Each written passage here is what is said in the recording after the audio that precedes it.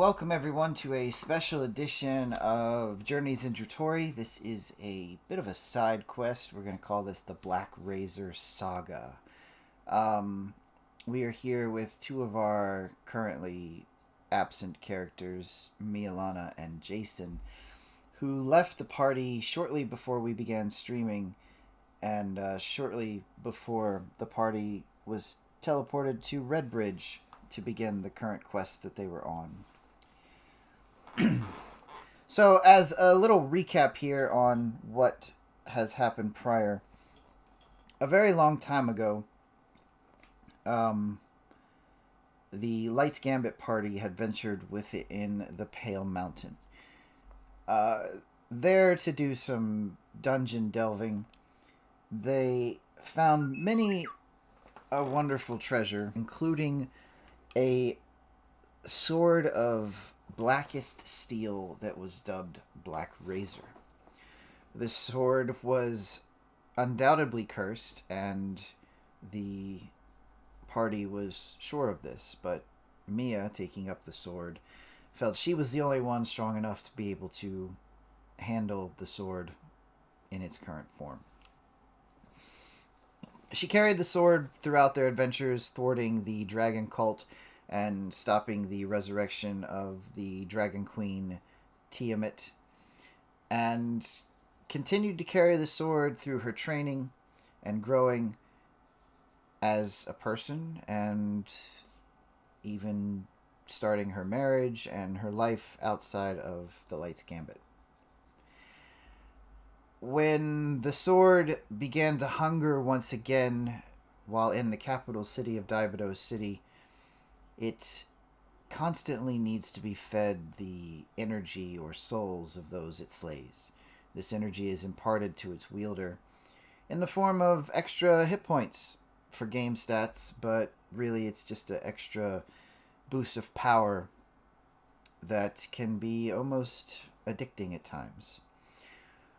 While investigating in the city a mystery where there was barely any combat or need to draw weapons, Blackrazor still had its hunger growing, until one night it brought Mia out of the Lavender Inn and to a darkened street corner where she slayed a man in cold blood.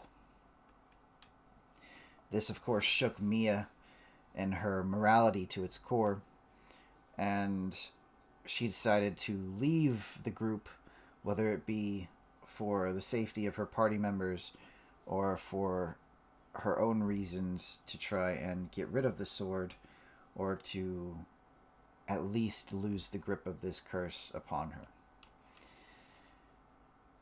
As she left, it was another day before Jacen followed, having finished his current responsibilities with the Lights Gambit. He followed his wife, trying to track her down. And on this short journey, Mialana would have heard Blackrazor in the back of her mind each night, each morning, each time she thought she would have a peaceful moment where her mind was not occupied on other things. The sword would beckon and push for more death, for more blood.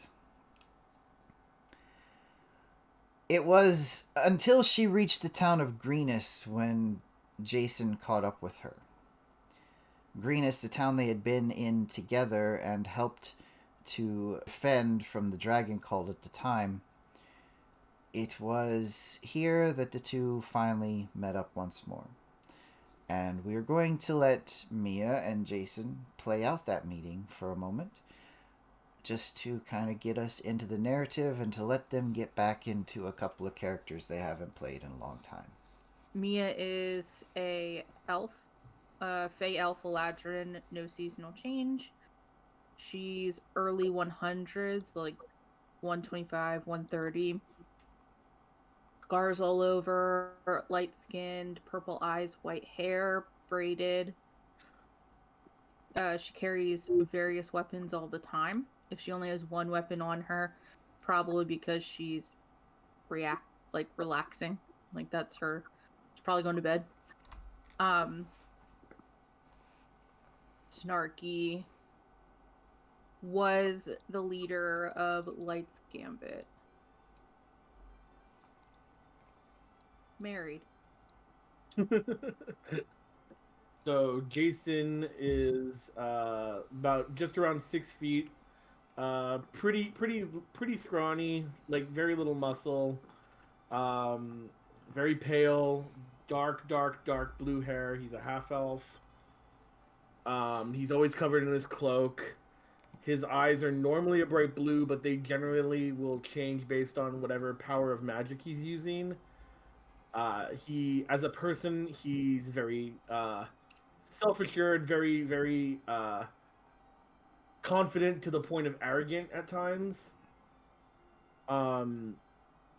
Fiercely loyal to the people that he cares about, and will often choose like people over like laws or principles. Like he's loyal to people, not to laws or like ideals per se.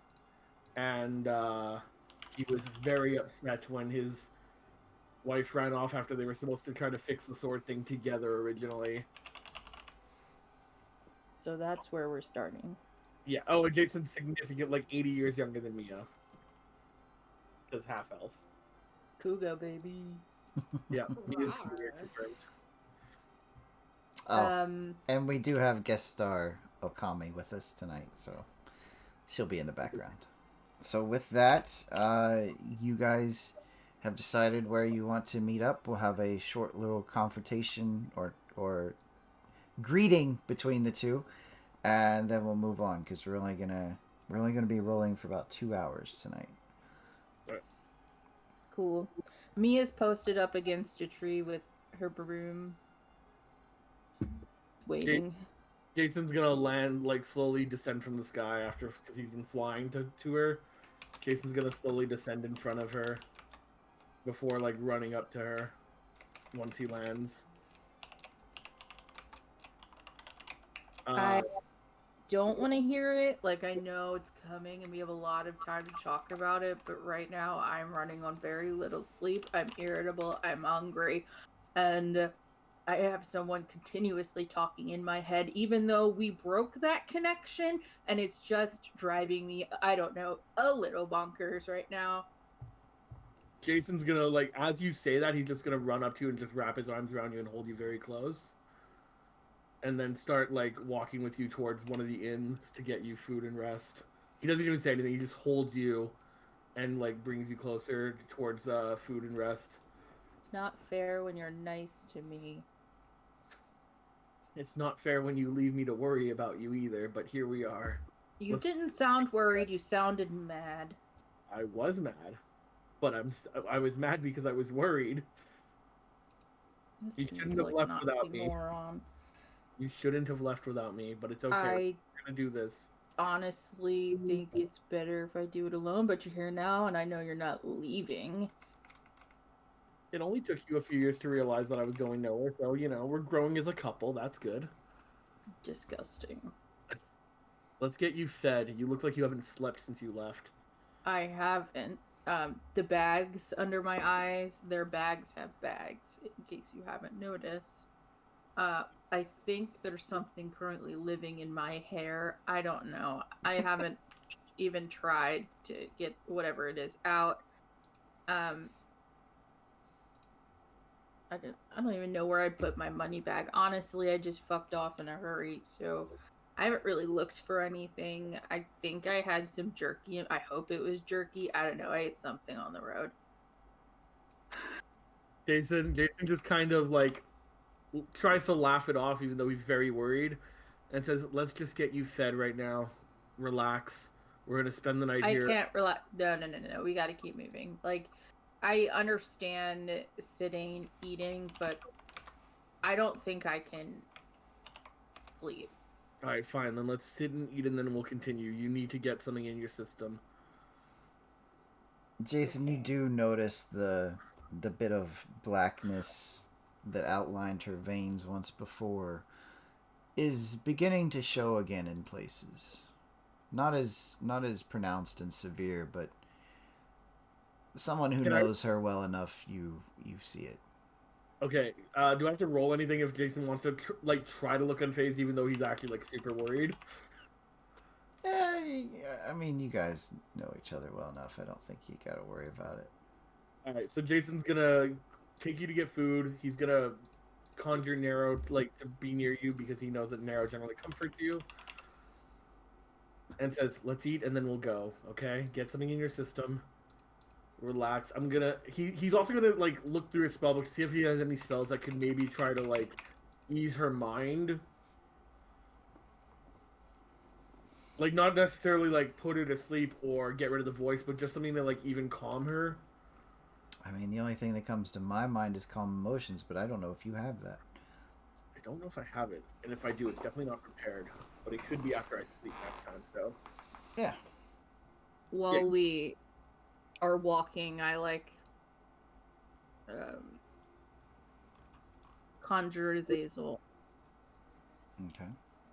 And I have her keep Nero company because I think I'm at the point where I don't want Nero to touch me because I'm I'm gonna corrupt him. But I'd be able to put her to sleep in a way that the voices wouldn't bother her for just a few hours even. You could certainly I don't try. think you could roll hit points high enough. I don't need to roll hit points. Catnap isn't about hit points. As long as you're willing, it'll work. You might be able to convince her short rest. I don't think you're gonna be able to convince until. Yeah, no, it would be a short. He knows you want to get rid of. He wants to get rid of it, so it would definitely be a short rest. But he says he thinks he has a spell that could possibly help you get some rest. We're in a town right now. You're exhausted. If it doesn't work, we'll just move. But can we see if we can get you a few hours? All right, like 3 tops, and if you make me sleep any longer than that, I will defect. No, never mind. It's not worth it. I just realized it has a very short duration. What about sleep works for how long? Sleep only 1 minute. What?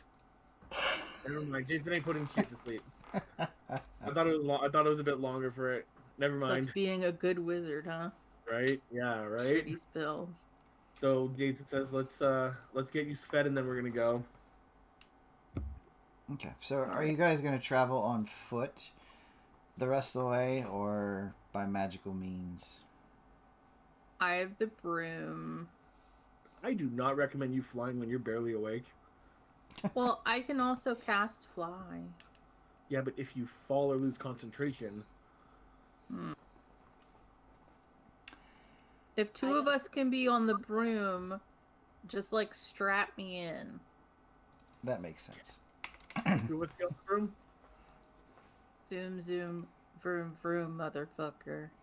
Yeah. Can we? Yeah. Okay. It can Yeah, carry. So for the purpose of narrative here, because we do have a lot to get through, it takes a few days of traveling by broom, stopping in a safe place for the night, traveling again by broom. Flight is always faster than walking, and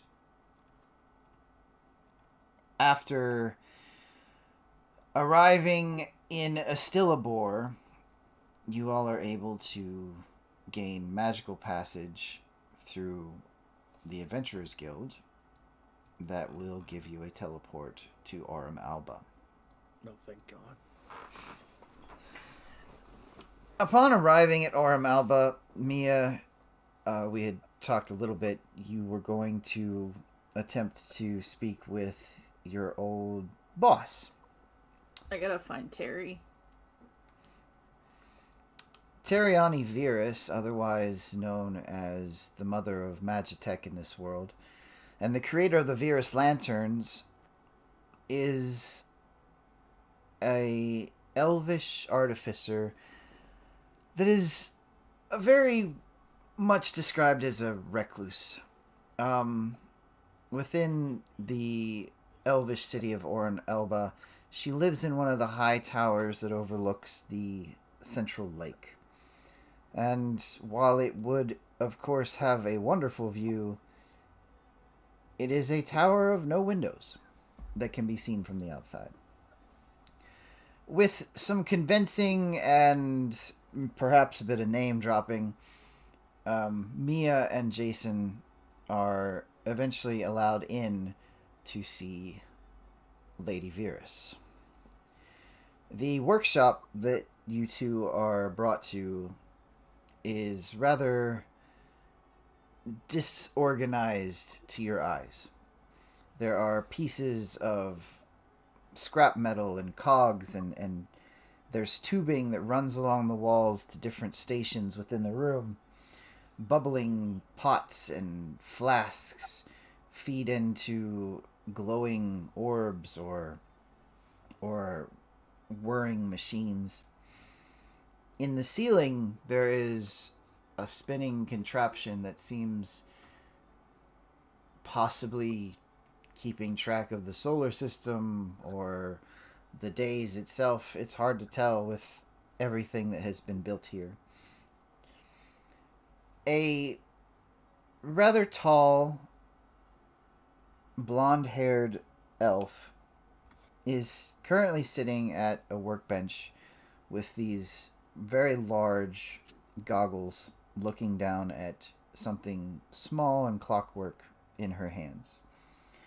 She's not overly tall by any measure of elvish society, only about 5'11", but the strength that she has sets her apart from her more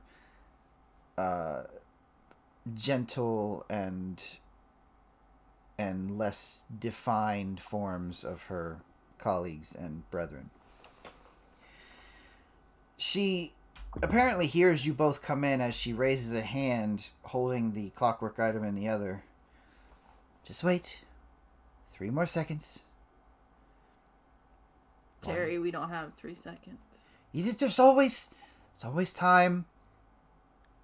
There really might not actually be 3 seconds this time, Terry. Yeah, how's the black in Mia's veins? It's a bit more pronounced, almost like a little bit of a roadmap.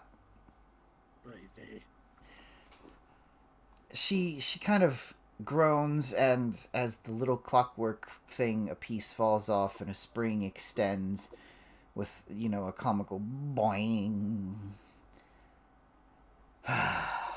She sighs, rubs her forehead, takes the goggles off, and sets them on the table.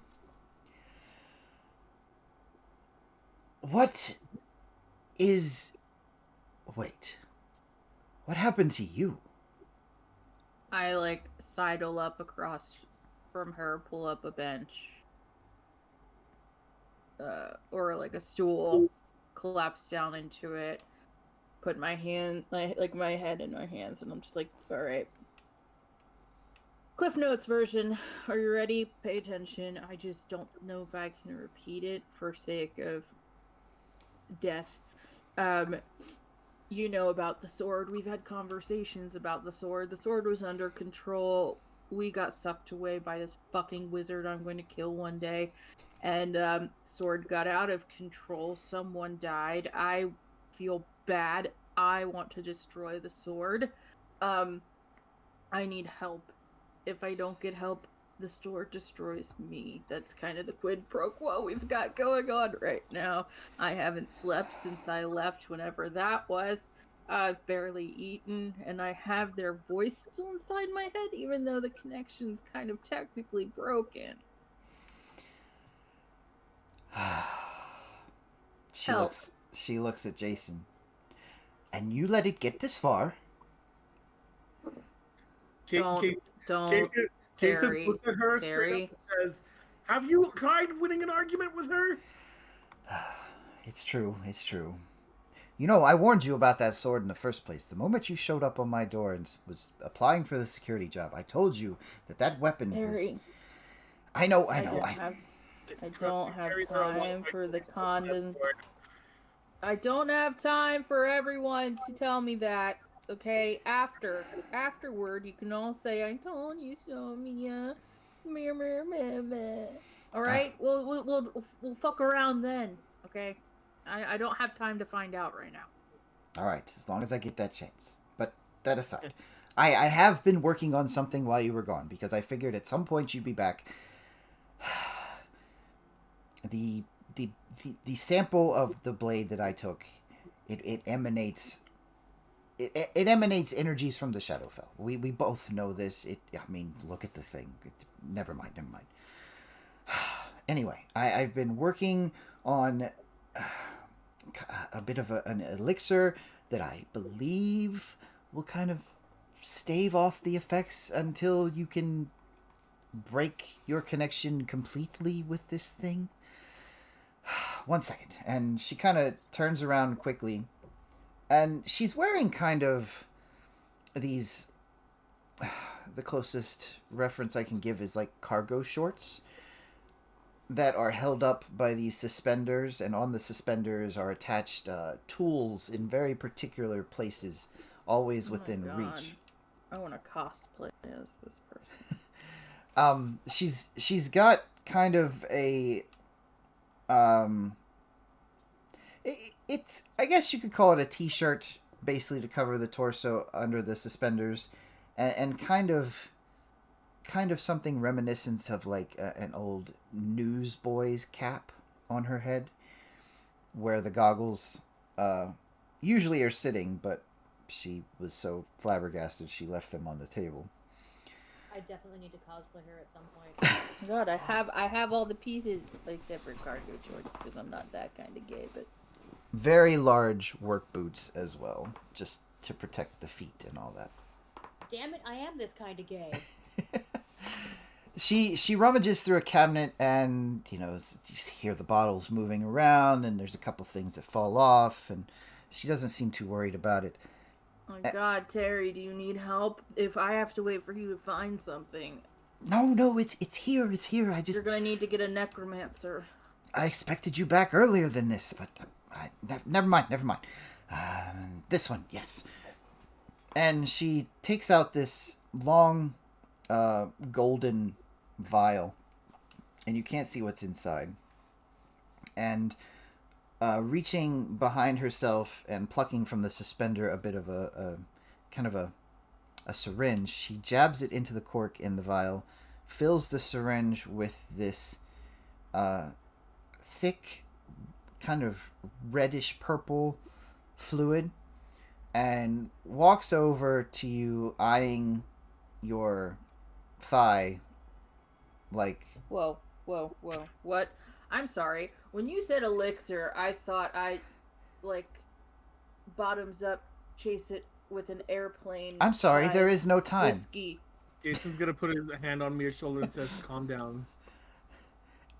As she says there is no time, she attempts to jab the syringe into your leg. Do you attempt to stop her? No, but I bite Jason's hand. You bite Jason's hand. She stabs the syringe in, which is actually, it's a bit thicker than what a medical syringe should be, because it's, it's more for putting oil and grease in small spaces. And God, fuck you and your turkey baster. You just got sent to Flavor Town. That's a flavor injector. As she jabs it in, she immediately pushes the plunger. Okay. And how long? It just, and as she's kind of stuttering through the words, you can see the blackness in Mia's veins begin to kind of like fade in the pattern of which way blood would flow as this thing goes through your bloodstream. There, that should buy us 16, 19 days. Something like that. Okay. Of course, wait. You don't taste strawberries right now, do you? Wait, I'm not supposed to taste strawberries? No, that would be a bad thing. Am I gonna explode? Jacen looks very confused right now. She kind of looks up at the ceiling and watches the thing spin around. 4, 3, 2, and then she looks back down to Mia. I'm kidding, no strawberries. Oh, that's good, because you didn't explode anyway. It would have only taken 4 seconds. Yeah, I've learned anything you ask about explodes. Okay, it's a little quiet in the noggin, so that's good. What else? What you said, Shadowfell. How do I get there? How do I track it? What do I do once I get there? Is it a person on the other side? Do I fight it? Do I kill them? Do I throw it in a Shadowfell volcano?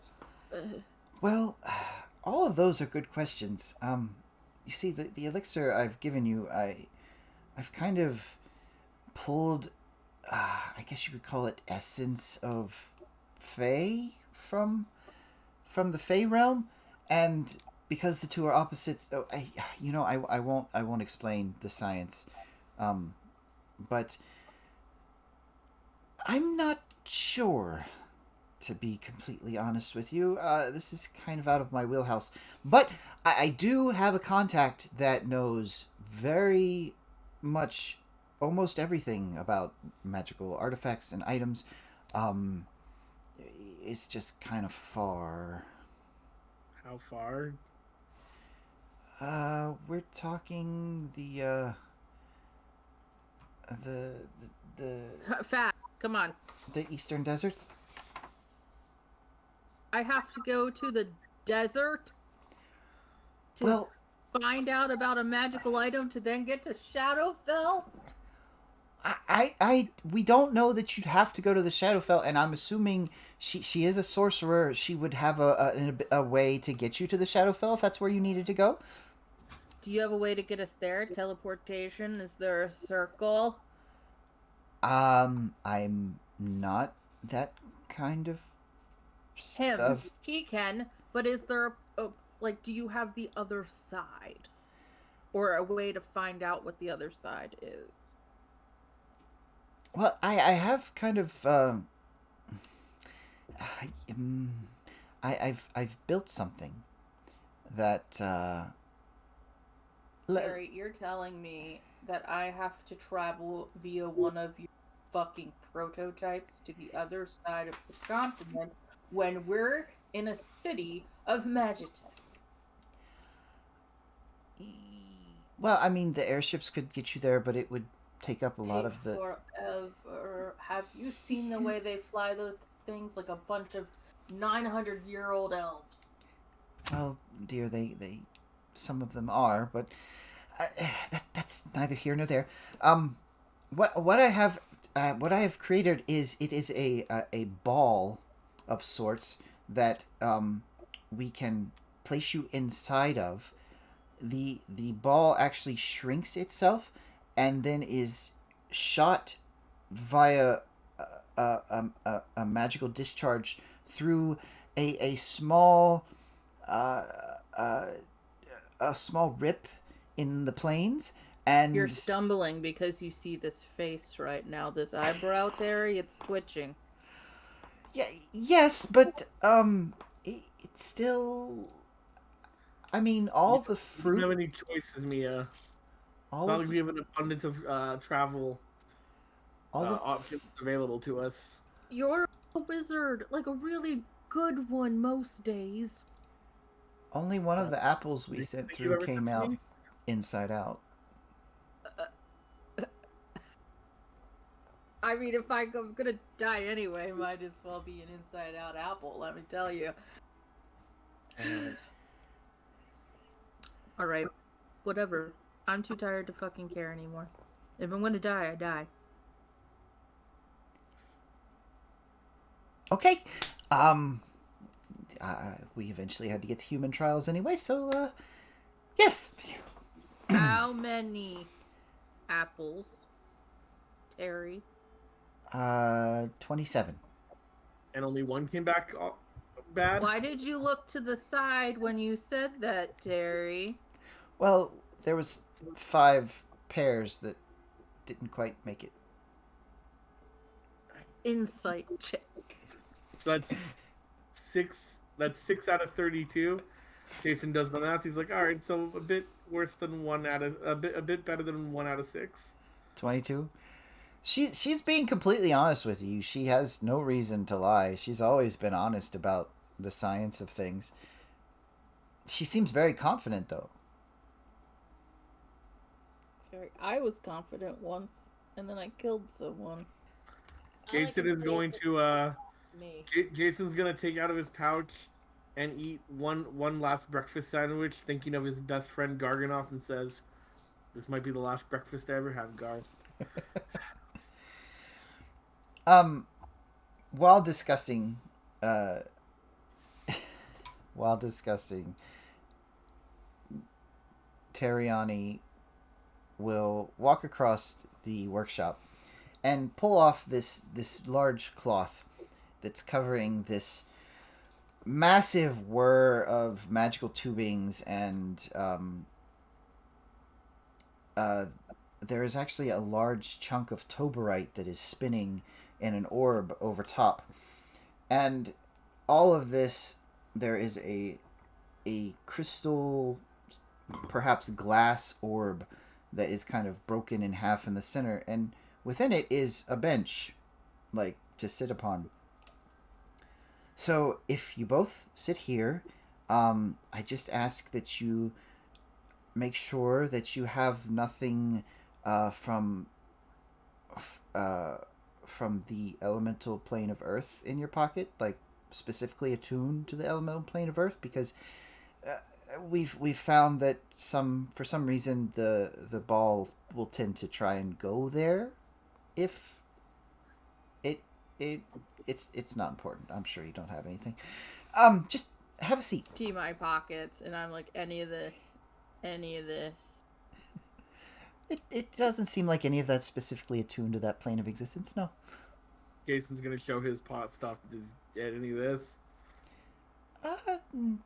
Doesn't. No. Jason's like, okay. And you're not secretly carrying a flump with you, right? A what? A Oh flump. God, Tara, you know I always have at least 4. Can I borrow one? I'm kidding. Oh, that's disappointing. All right. Well, yeah. Have a seat. I'll be sending you over to the desert. And she grabs a few pieces of paper. Wait, who are we seeking? Jacen, Oh, my mind doesn't absorb. Can you take notes? yes. Of course. I am sending you to meet with a friend of mine. She and her father live in a small hut near the central oasis in the Salmus Desert. Her name is Amber Arvind. She is a half dragon of the red variety, and she's a archivist of sorts and scribe, and her father actually makes really nice little metal things as a blacksmith. What's the name of the person again? Amber Arvind. Amber. Arvind. Arvind. Drag. Gotcha. Amber. Now I'm going to do my best to get you as close to their hut as possible. A mile or two, give or take. Okay, so if we don't get there, how do we find it? Well, the desert is pretty flat, and all you have to do is look for the green tops of the trees from the oasis. They live in a oasis, like a real oasis, or am I going to be seeing shit and it's going to take a while to find the real oasis?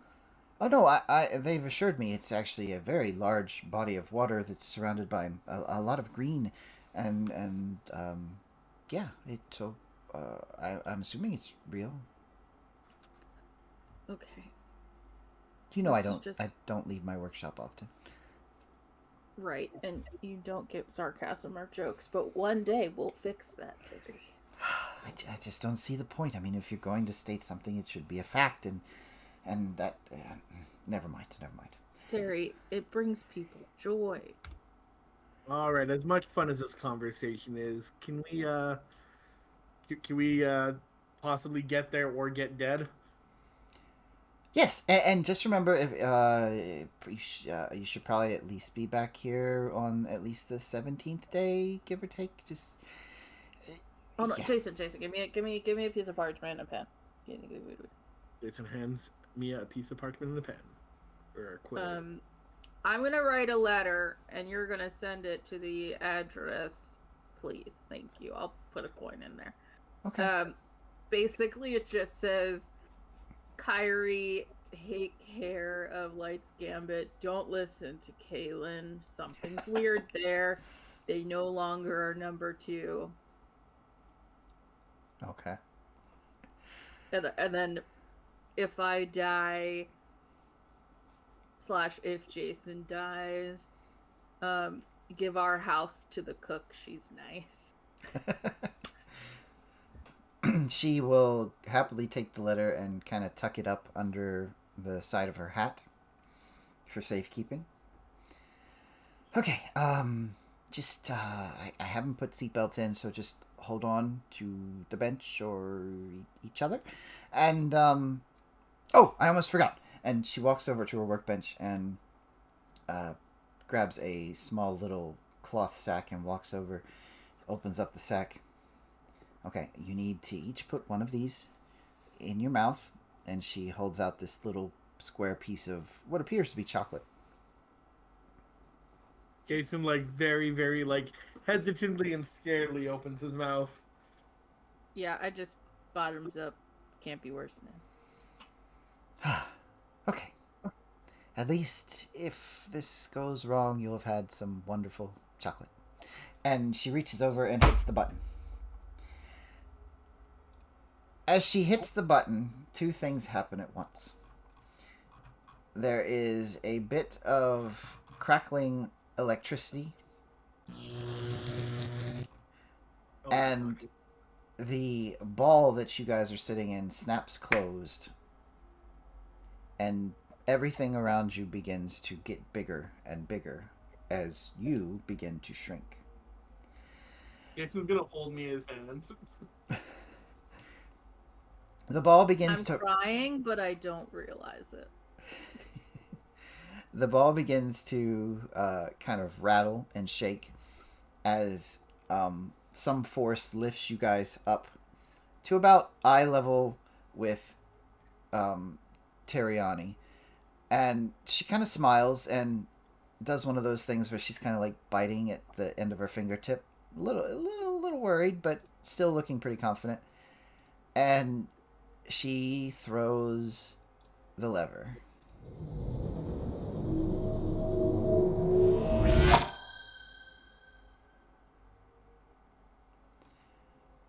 Roll me a D100. Oh, you roll it, Mia. Me? Oy vey. All right. One thing you don't know about Mia yet is that we're dead. Jesus. Yeah. Ooh. Can't roll for shit. Oh, I hate it here. the curse is back. Mia's back, ladies and gentlemen. Mia's back. This is gonna be great. Do you remember those apples that came inside out? So Replaced with an apple. your last vision is of Terriani biting her fingertip as everything around you just seems to close in to blackness, and with that pop, God damn it. you're in this ball, and while you don't feel like you're moving, you are seeing around you the flashes of light and a bit of scenery here and there as this experimental machine is basically cycling you through the different planes of existence in order to traverse you across your home plane of existence.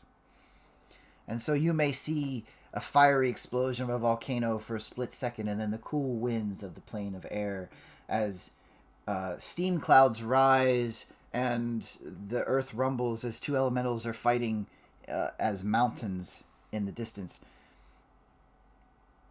And then suddenly, the sound returns as it's been silent until this time. And as you feel yourself grow to what you assume is full size again, the outside of the ball is surrounded by water. How the hell do we're supposed to be in a desert? Terry? Fuck. Never should have agreed to this. Is there landmass anywhere? You're sitting at the bottom of a body of water. Oh, okay. So cool. I think I saw this in a movie once. Are we gonna be eaten by dinosaurs? Can we see at the top of the body? Like how deep is it? If you look up, you can see that upward is a little lighter than where you are now. And How do we get out? How do we get out? How do we get out? And you see a bit of fish swimming around and something that looks like a cross between a crocodile and a horseshoe crab. Great. God. But then Is there an escape hatch? suddenly the ball just splits open as the water rushes in on top of you. How many feet away from the surface are we? Can I tell? Give me a perception check. All right, I'm supposed to be good at this, right? Right, I'm pretty sure. I lied. I'm mid. I'm mid. Okay, 16. From where you are, you believe that there is probably about 40 feet of water between you and the surface. Okay, so Grab Jacen, I kick off the pod, and I wait, before the ball cracks, can I do something? Can I do something in response to the ball cracking? Sure, I'll give you a reaction. As the ball starts to crack, Jacen says, open sesame while grabbing hold on to Mia. And I use Dimension Door. Oh, okay. And I'm assuming you're going upward. Oh, yeah. Okay. How many feet? It's Up to good 500 for feet. 500 feet. So how far up are you going? You said it was 50 feet? I said it appears to you, with your best guess, about 40 feet. 40? Jason will go for 45 to be safe. 45 feet, okay. Mia, as Jacen grabs you, and you have to be willing to go through a dimension door. Yeah. I'm hoping at this point Mia would just trust Jason on this.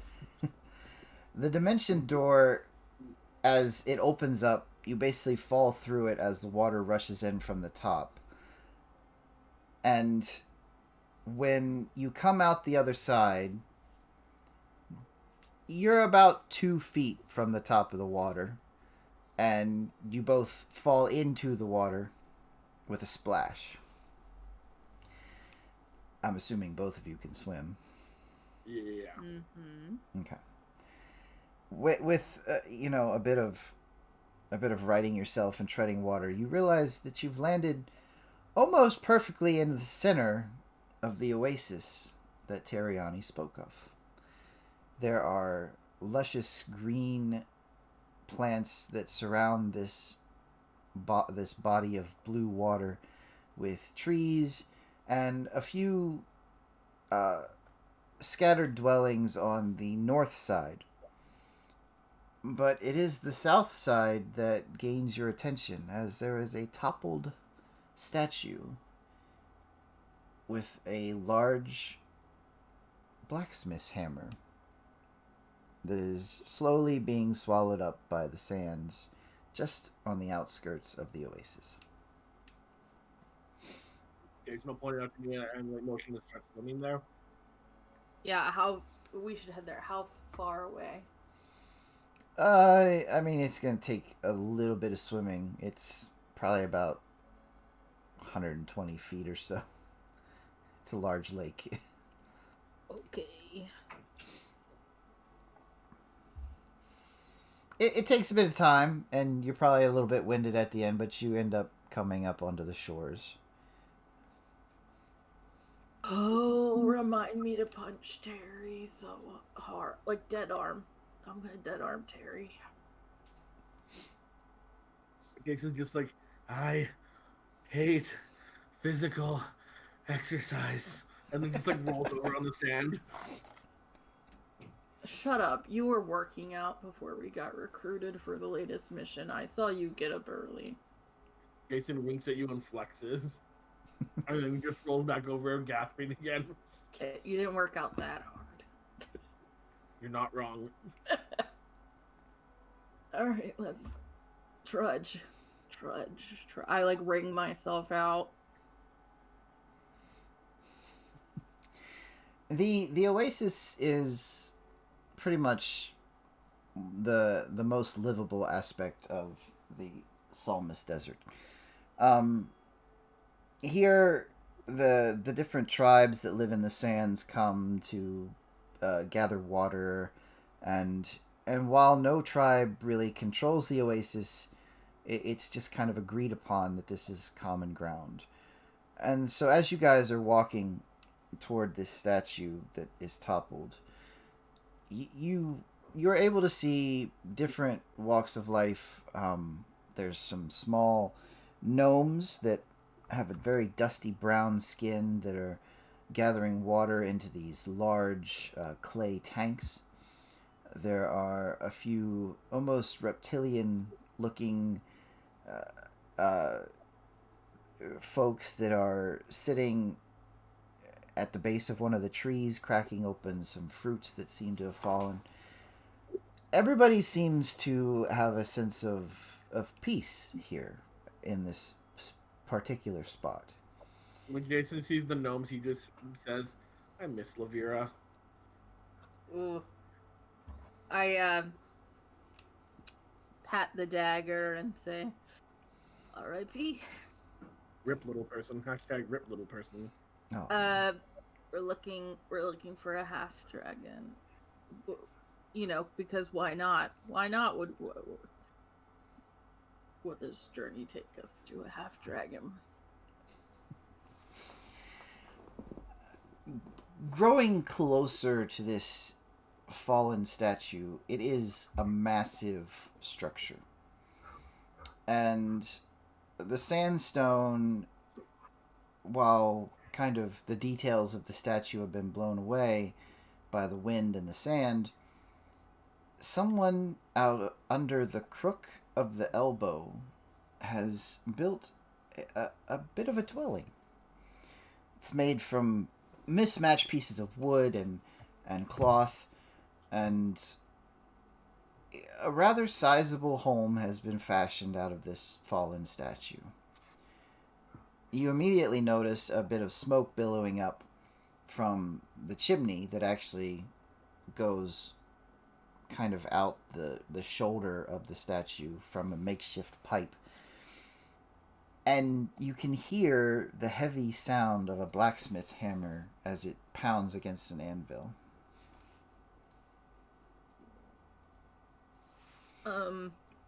So if we go knock on the door, do you think they're gonna hear it? Because I'm gonna say prob's not, but I also just don't want to walk in their house because that seems really rude.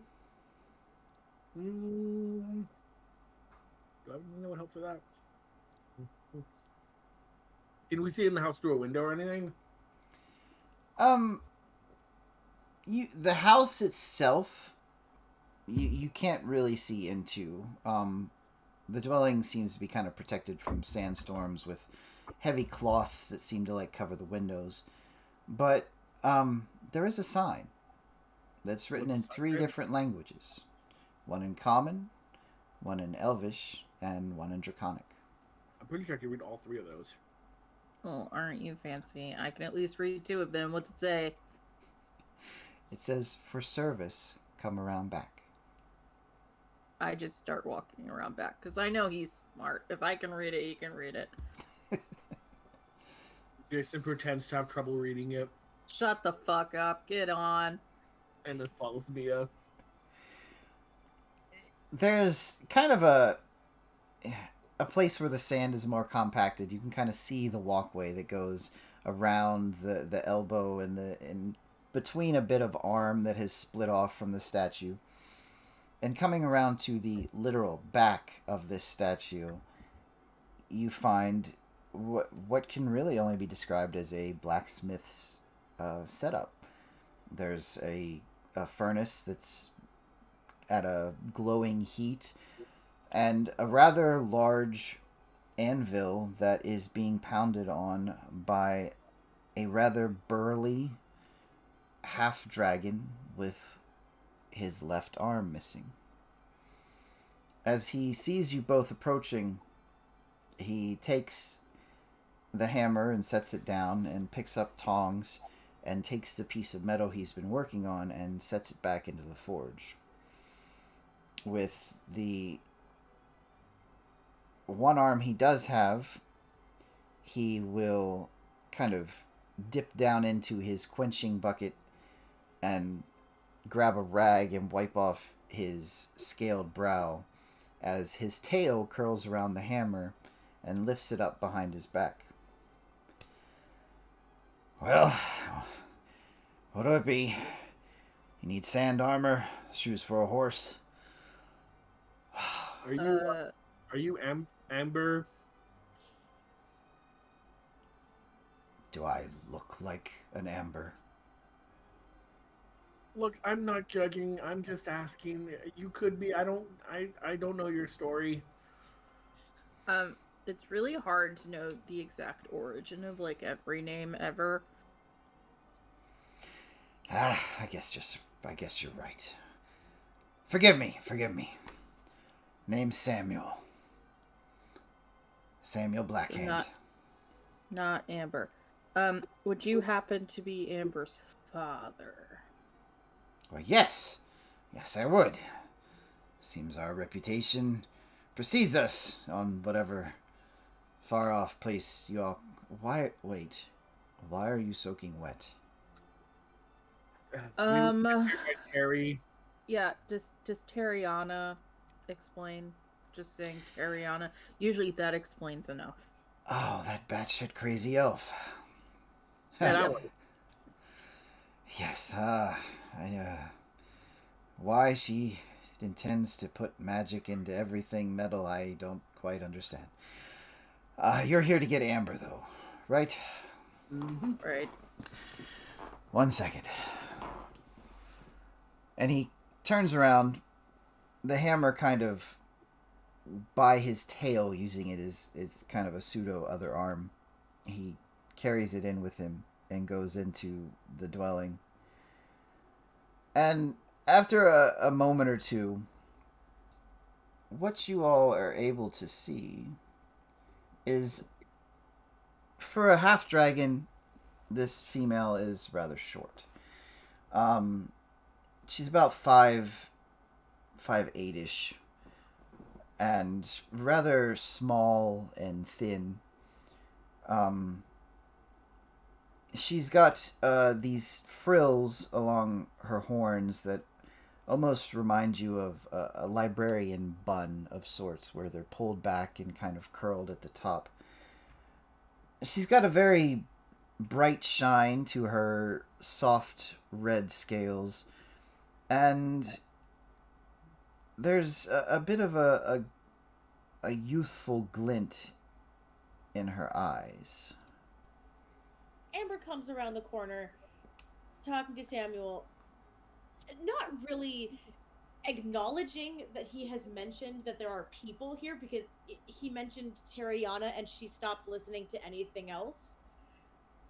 Excitedly chattering and asking about any new experiments she might have come across. And did it work? Do you know if it worked? Are they in one piece?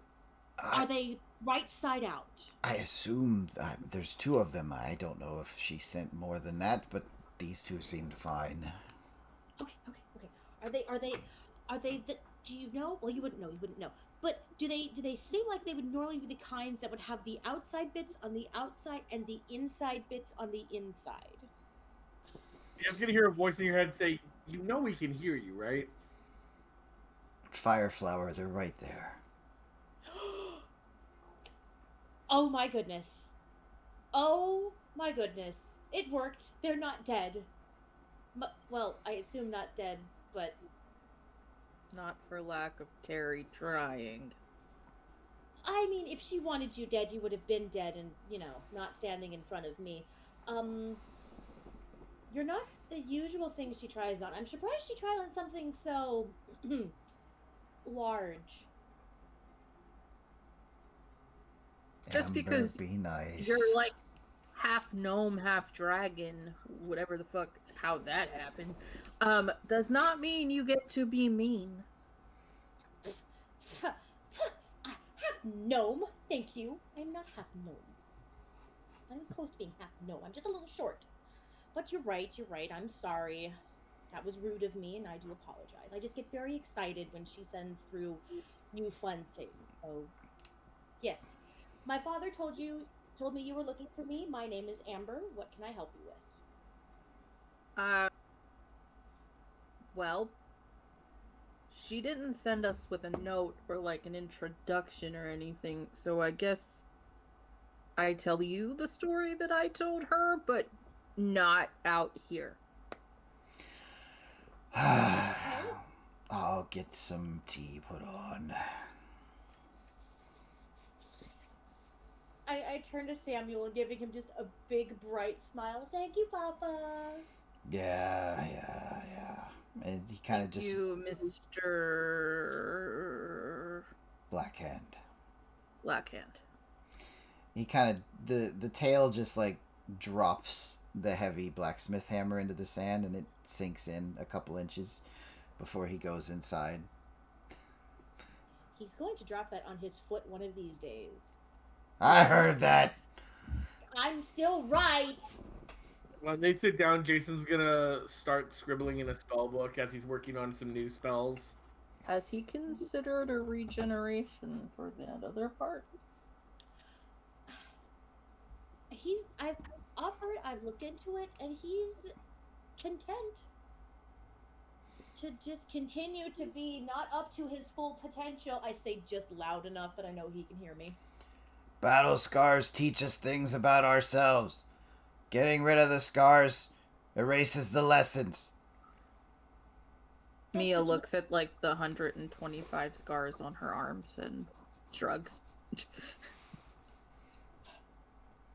All right, here. This is what this is why we're here. And I throw Blackrazor on the table.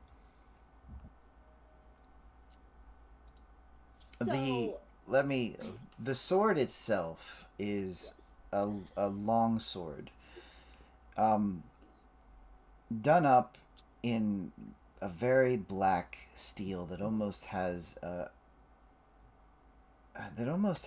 dark shine to it. It's almost an oxymoron. Samuel comes in with hot water and tea leaves, and the house that you two have came into is kind of a clash of two worlds.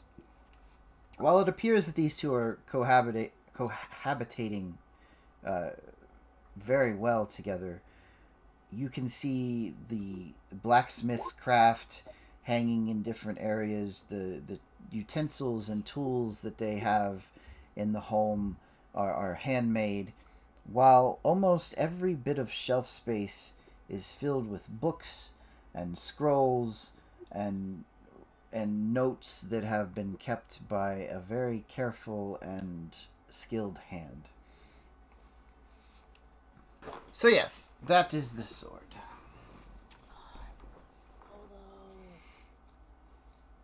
As this sword is dropped onto the table, you see Samuel glance at the weapon, and he kind of shoots Amber a look for a moment. Do we pick up on him shooting her a look or no? If you want to do a perception check, you might. I do. Perception. Jacen, you see the look. What's that about? Do you recognize it? It's a very masterfully crafted weapon, and being of draconic blood as we are, it's not hard to see that it is a cursed weapon. He looks at Amber again. She's just. You don't need draconic blood to know it's a cursed weapon, right, Mia? Jason says. No, pretty much. I'm a heat-seeking missile for cursed items. You're not wrong.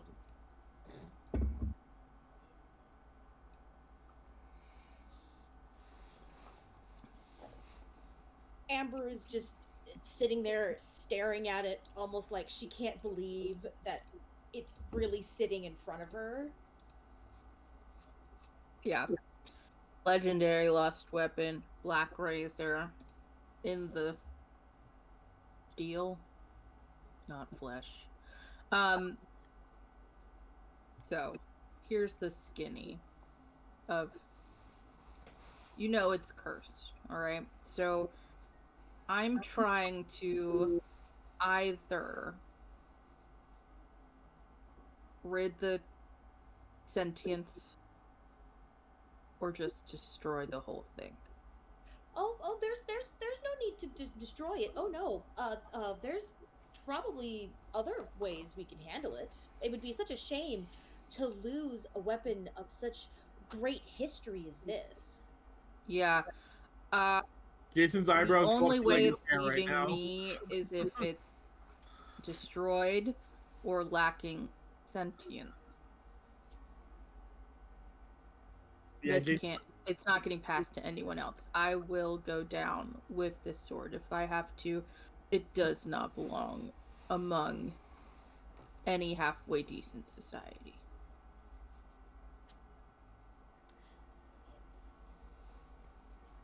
Amber kind of scratches her chin for a second. I just kind of, we could always remove the curse.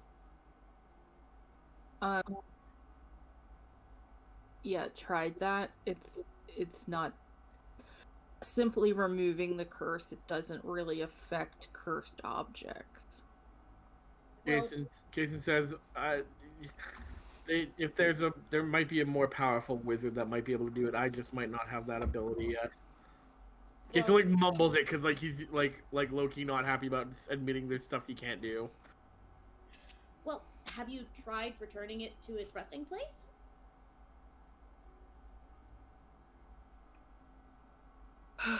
Like from where I got it. Where did you get it? Was it? But no, that it has to be returned to its original resting place, and then the curse will be broken. Didn't it come from the mountain? I got it from a mountain. Yeah, the mountain. It was protected by the Sphinx. We dug it out of not the original resting place. the mountain. Yeah. It's where you found Whelm, Wave, and Blackrazor all together. In different parts. Look, it's been a long time, and this bastard never stops talking. So,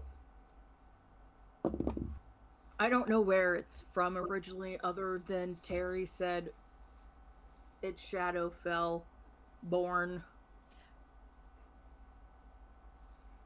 But I don't have time to sit and theorize about it. I am actively dying. You couldn't tell because she fucking shot me up with a 2-gauge needle. Why'd you do to deserve that? It was to prevent Nothing. I told her a joke. Yeah, that would do it. Jace continues writing in his book. Well, I mean, my boss was probably the one to curse it. So if we take it when it was in the original resting place, I don't know how you guys got it, but if we take it back to the original resting place, the curse will be broken. Okay, I'm sorry. Terry forgot to mention that she was sending us to, I don't know, the fucking student of the shit show that cursed this sword. Well, I'll have you know that many dragons curse pieces of their hoard, says Samuel, a little grumpily. Alright. Where's the resting place? Where do we go? What do we do? How much will it cost? I look And over. please tell me you don't have to take another ball thing there.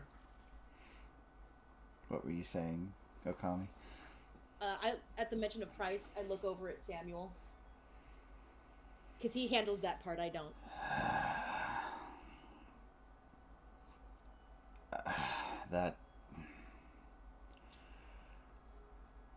I'm not sure this is such a good idea, Fireflower. It's the best way to remove the curse. You know I've been studying how to do this, and they've got the sword. It'll be the easiest way. Yeah, but taking it back there is risky at best. What's riskier? Taking it back to where it rightfully belongs, or letting 2 innocents die? You don't even know these people. For all we know, they've killed dragons before the Exodus. When was the Exodus? Do I look that old? I know our age can be deceiving, but trust me, I'm not that fucking old. Still, we know nothing about him. Just because that batshit friend of yours sent him this way doesn't mean...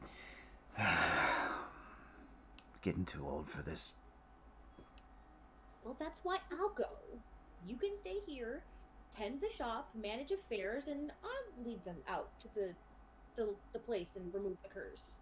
Ha! You don't have to lead us. Just give us some papers of, I don't know, introduction. Oh, it's more complicated than that. Trust me, you'll want me to go with you. Place has been empty for years. Is it All right. safe? Is it safe for her to go? Jacen asks. I mean, it should be. It's just not a place. Pops, if you got something to say, I'm gonna need you to speak up.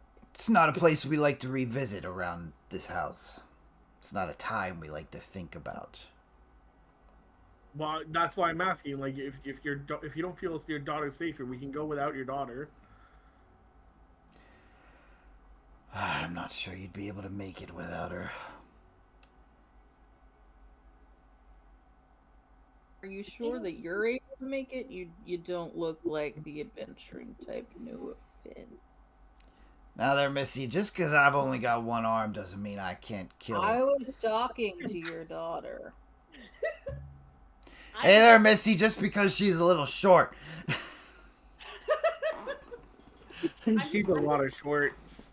I'm just sitting there sipping tea until Jacen says that. Yep. Samuel kind of stops and looks at Jacen as if he said something terribly wrong. Yep. Calls me short too. Anybody who's like a whisper of a millimeter shorter than him is short. Don't take it personally. He's not just short, he's also just young. So are you. I'm 400 years old, whatever. I'm not 400 years old.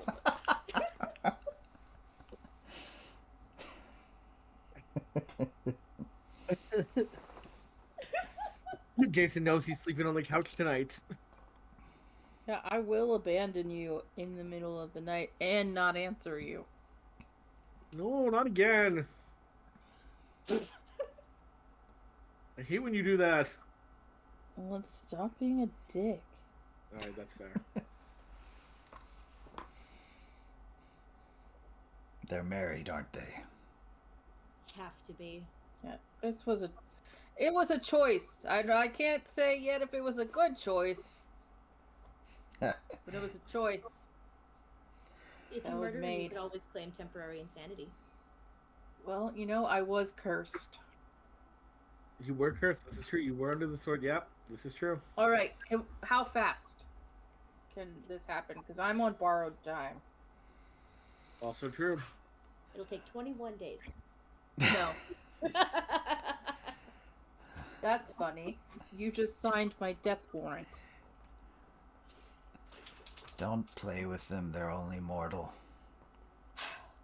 You don't know. I could, in my older years, take up the druidic craft and stop aging. Are you going to die in less than 21 days? Probably if you guys don't speak faster. Then you're immortal. Oh my god. I mean, he's not wrong. Shut up.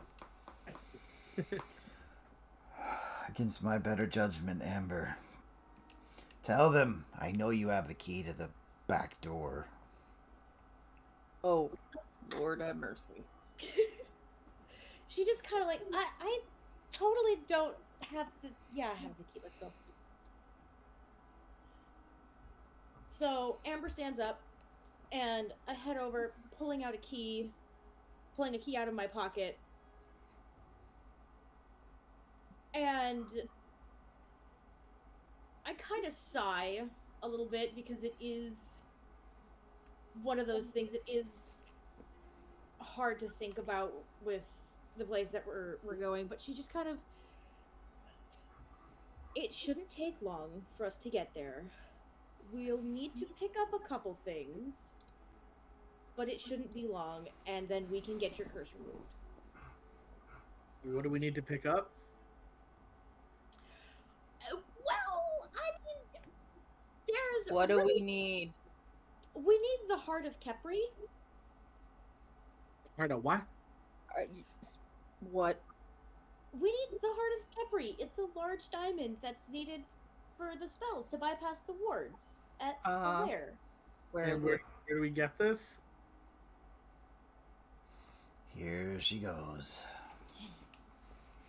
Well, okay, so the Heart of Kepri is located, it's in the desert, it's in one of the old tombs that we have to go through, and there's puzzles, and it's great, and it's awesome. I've studied it a lot. It's going to be awesome. Oh, it's going to be so nice to actually go there. The biggest problem is, I mean, technically we don't need to go get the Heart of Kepri. It would make it a lot easier. If we don't go get it, you guys could accidentally wind up, teleported into lava, or I into need a you to be wall. so much more concise and way less wordy, because We're dragons. Diamond make easy entry. No diamond equal death. How old are you, that's Jason? all you had to say. How old are you? Old enough. Let's No, go. I'm not insulting. I'm just curious. Jason asks. It's rude to ask a lady her age. You'd think you would know that.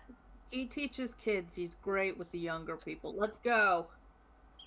Jason looks over to me and goes, "I like that when I was younger." Worse. Oh Jesus! Jason apologizes to Mia for everything. You're gonna need to apologize for your entire life. Jason says, "Yep, that's what they told me at school too." I'm The dragon, going. the bird, the time that you fucked off and died on your own. You have a lot of repenting to do. Problem society. All right, let's go. Let's go tomb diving. I'm going to go get the sand sled. You have to sled. I mean, it's the easiest, best way to get there. We don't have to, but I mean, if you want to take your time, we can. Is it like, what is a sand sled? It's a sled for sand. Thank you.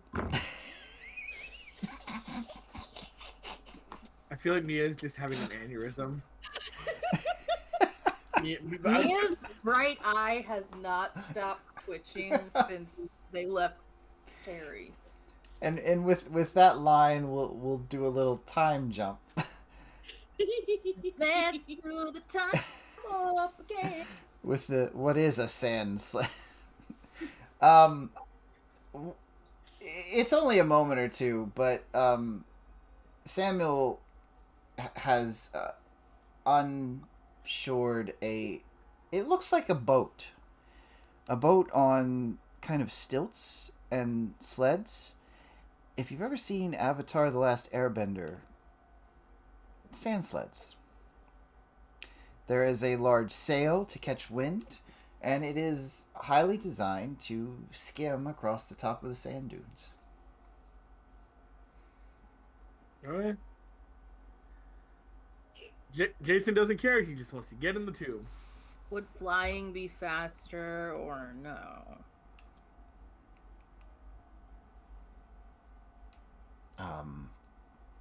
Just because we look this way doesn't mean we can fly.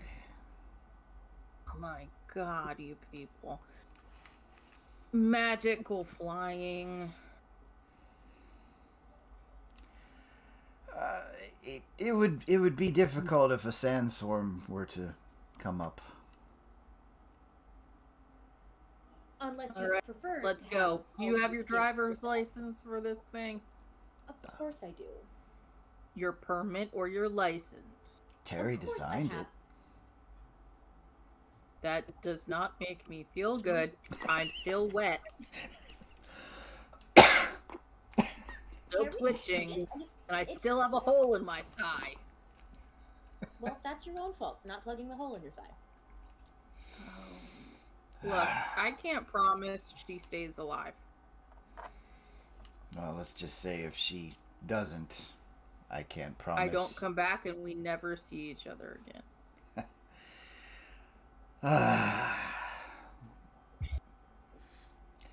Amber, just make sure the sails are tight.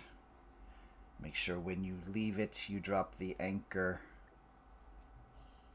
And we're not doing donuts in the parking lot. I don't care how much you ask. Bold of you to assume I need your permission. I'm driving. Jacen looks sad about lack of donuts now, thinking of Garganoth and breakfast.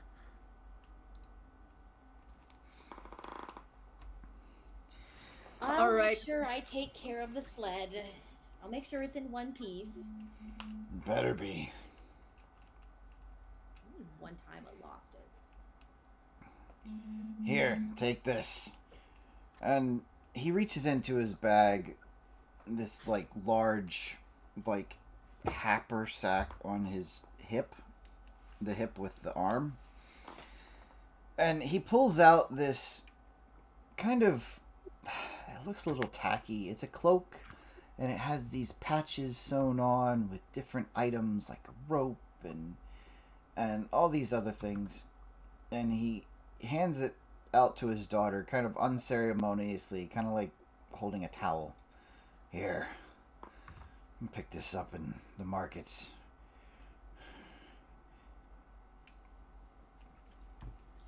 I take the sack from him. Well, it's a robe. I imagine it's like pink and sparkly and has like half unicorn, half dragons on it. Like just some little kid bag. It's not a bag, it's the robe. And you can't tell me any different. It's a robe, it's not the Yeah. bag. Can no one hear me? Nope, I imagine what I want. It is a robe of useful items. That's what it is. I kept hearing rope with a P. No. Robe. Hmm. Well, I take the rope. Robe. It's pink Close and enough. sparkly and has half unicorns on it. Okay. Yes, I take the robe. Samuel just kind of gives Amber a stern look for a moment. And She fires one right back. We don't have time for family bonding. he just kind of sighs. Past is in the past. Are you telling her to let it go? Jacen at this point just starts banging his head against his book.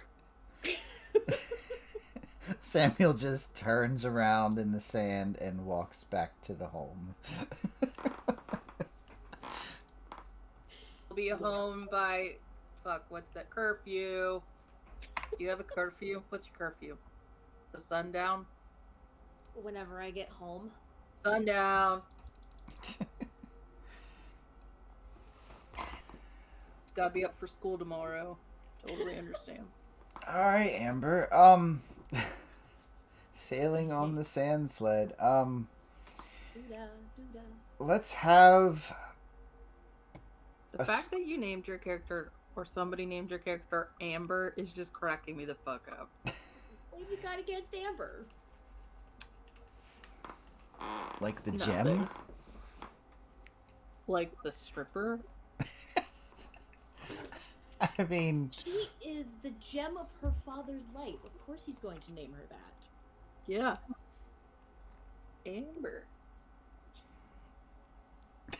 Jacen is now a stripper. Jacen has a lot of costume changes. Look, Jacen had to pay his way through school, okay? Did you say you've been a stripper since preschool? No, I said he had to pay his way through school. Oh, okay. I mean, preschool is expensive these days. That, yeah, I mean, that too, but... Valid. Give me a strength Don't check. cancel us like you Amber. cancel Balenciaga, people. I was about to say, please tell me I don't do a strength check. Why do you hate me? 13. Oh, that's a save. Wrong button. Oh yeah, that was the wrong button. 17. Oh, shit. No, I like the 22. Go with the 22. So it takes a moment, but with the anchor pulled up and the sails tightened, Amber shows a pretty adept skill at readying the sand sled for your guys' journey. And once the sail is set and put into place, the wind catches it, and it's a bit of a jerk, but it is surprising how fast this thing skitters across the sand. It is almost like sailing on the ocean.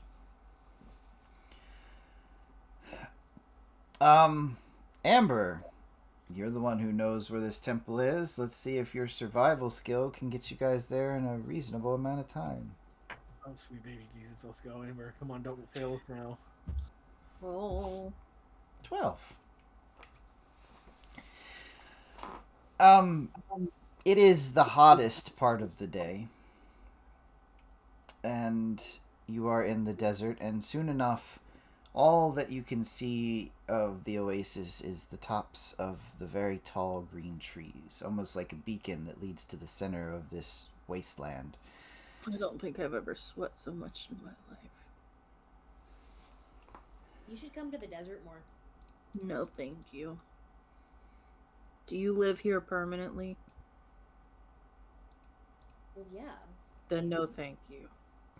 Oh, I felt that one. Ouch. You're lucky I've got resistance to fire damage. Jeez. And on that point, yes, Amber is looking very comfortable in the heat. Her red heritage is very akin to heat and fire. What is Jacen doing on this sailing trip? Jacen is just practicing new incantations. Okay. Anything Surviving cold? the heat. Yes, actually. Oh, wait, no. No. Thought one was cold, but I don't believe so. No, like, just more powerful magic than he's ever practiced before, so, like, very different. Okay. Mia strips out of her breastplate. Jacen has stopped practicing magic to look. Jacen like really focusing on like on the magic, and then like opens one eye. Concentration's gone. That's perfect. It is like a wet t-shirt contest under there. I mean, I was wet, and now I'm sweaty. Delightful. Jacen raises an eyebrow, and like uses send message in your head and says, "Looking good." Oh, not the time. You see like Jason's like sweat like on Jason's like forehead, but not because he's hot, just because of like the strain of trying to do like the new magics. Yes, it's out loud, but take it all in, because I am gonna die soon, so. He's hot for different reasons. Jacen in your Hot head for says you're not gonna sure. die, nothing's gonna happen to you. Google it before it decays, baby. My love, you're not gonna leave me with Kaylin. You don't hate me that much. Where did you even get that? That's what would happen if you died. I'd be stuck in the party with Kaylin. No, I would write in my will that that can't happen. I don't think Garganoth can handle that. I think if it was me and Kaylin alone in the party without you to keep my sanity, I think Garganoth would just kill us both. As he should, honestly. I should have left the party to Garth. Why the fuck did I leave it to the wood? Wake me up when we get there. I finally don't have someone else in my head. Legit happy to hear this, and just keeps quiet so you can do that. As Mia drifts off to sleep, does Jacen wish to have conversations, or shall we go ahead? Jacen will like talk to Amber like a bit, get to know her, get to know why she knows this place so well, and why she's so like, why are you so intent on help? Like, we're obviously grateful for your help, but why are you intent on, like, what's in it for you? Well, as much as I'd like to say it's out of personal sacrifice, all good deeds, all those things, it honestly gives me an excuse to come investigate this temple more. I've never had the opportunity to go all the way in. And honestly, that is such a powerful draconic artifact. To see it cursed and unable to find rest with its master is just heartbreaking. After the Exodus and everything that happened, it seemed like everything and everyone was against dragons. And to have the opportunity to be part of history to make it better is, honestly, it's a selfish desire. We travel with the Dragonborn. Really? Mm-hmm. One of the noblest creatures I know, and if you ever tell them that, I will deny it tooth and nail.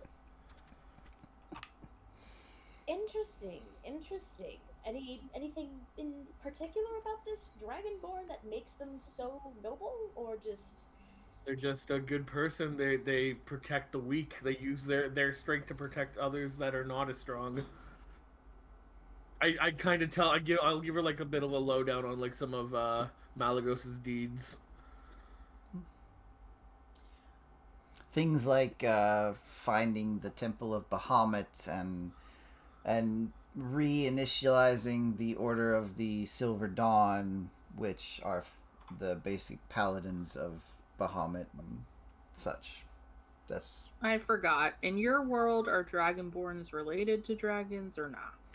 Dragonborns are distant relatives. The Dragonborn are kind of like, while a half dragon is a direct descendant of a dragon and another creature, a Dragonborn is kind of like the blood has been muddied so much that the dragon characteristics are shown, and they've kind of separated into their own race. Enough intermingling between children of half dragons has come into this. Yeah, so Jacen would tell you like all about their deeds, and yeah. Jacen says Jacen will also be like, I don't understand why one is judged on what their species is like, based on an entire species or whatever. One's own actions should determine their value in the world. Well, if we could find the answer to that, I'm pretty sure we would find the answer to many questions of many of life's mysteries. Your father seems very protective of you. He is, and as you've so elegantly pointed out, it's because I am rather short. Is there a reason for that? Mia laughs in her sleep. Is there a reason for that? Just haven't grown yet, or? I've grown plenty, thank you. It just happened to be a little shorter. I mean no offense. Wow, fuck you, because I get that all the time. You're asleep right now. Your wife certainly talks a lot in her sleep. Yeah. Sierra's the person. She talks a lot in general. I mean no offense. Your stature does not determine your heart or your bravery or what deeds you can do. The physical body's only so much. I mean, if you look at what like if you judge me based on my physical appearance, I would be irrelevant, right? I mean, you're, a little fleshy, but it's not bad. But my mind is what protects me. My mind is what gives me strength. And I can respect that. Although, I do have to ask, in your travels, have you ever come across a real dragon? Jacen tells you about how he saved a baby dragon once, actually. I saved a baby dragon years ago, and I actually saw him about a year and a half ago. And I saw he's doing well. He remembered me. Oh. Jason will tell you the story of him and Saren breaking the dragon out and stuff. And how essentially they wanted to like sell the dragon as like a house pet, and Jason was like, yeah, no. I'm very glad you didn't do that. You, Jacen, have a good heart. And as one of Dragonkin, I can appreciate that. Jason is for uncharacteristically speechless when you say he has a good heart, because that is not something he's accustomed to hearing. Oh. Don't pity him. Don't pity him. Yeah, Jason's like Jason just like goes silent for a moment, and You don't know the hell we went through. and he says he like mumbles like a thank you, kind of like a shy, like kind of like a bashful thank you. Aw. Barf. Jason says, "What are you gonna do after this? Once you help us break this curse?" Well, I feel like I'll finally be able to be where I belong. I love my father dearly. Your wife really talks in her sleep a whole lot. Should she be checked? I feel like you might need to see a specialist. She's a chatterbox. Honestly, I think it's partially she normally doesn't talk as much when she's awake. I think it's just the sleep deprivation that's gotten to her. She's actually quite reserved normally. I'm normally the chatterbox. I think it's the sleep deprivation and everything else getting to her. Well, and then going through with Tiriana's invention, I understand it can knock the brain loose sometimes, so maybe things are just getting taken up. I kick Amber in my sleep. I crash the cart, we all die. Huh? I knew it was gonna happen. What will you do after this? I feel like I'll finally be able to be where I belong. Is where? Just out in the world. It's been so long since dragons have walked among us. It would be nice to be able to exist as myself. You're not going back home to your father after this? I may not. I haven't decided. I love my father so dearly, and he's protected me as being smaller. It was a little more difficult for me. I'm not as strong as some of the other half dragons. I'm not as ferocious as they could be, but this would give me the confidence if I can successfully do this and help you. This would help me gain my confidence to leave the nest. Jacen puts a hand on your shoulder and says, "There's no if. We will succeed. I have faith in you." And then he goes to sit by his wife. The rest of the sand voyage is contemplative, I'm assuming. And as the hottest part of the day fades and the temperatures drop a little as the sun gets lower in the sky, you eventually come to a bit of cliffs in the desert. These cliffs are a piece of one of the strange stone structures that rise up out of the sands. And as you arrive, and Amber pulls up the sand sled, dropping the anchor behind her. So, coming to these cliffs with the sand sled, you come before a bit of a stone effigy carved into the rock. On either side are a staircase that leads up into the stone itself. And Amber, this temple, while not completely sealed, has been investigated and raided by some of the tribesmen, which is how you've heard of it. There are sealed chambers within that others have not yet been able to figure out or to penetrate, and this place is where you believe this gem to be stored. I do that. Detect magic at will without expending a spell slot. So you'd have to cast detect magic. 30 feet. Jason wants to see if there's any like wards or anything that's gonna like at the entrance. Let me give you a little bit of an aura here. Yeah, so it's just as Jason walks around like near the entrance or whatever, like if he sees that there are any like, you know, magical traps or.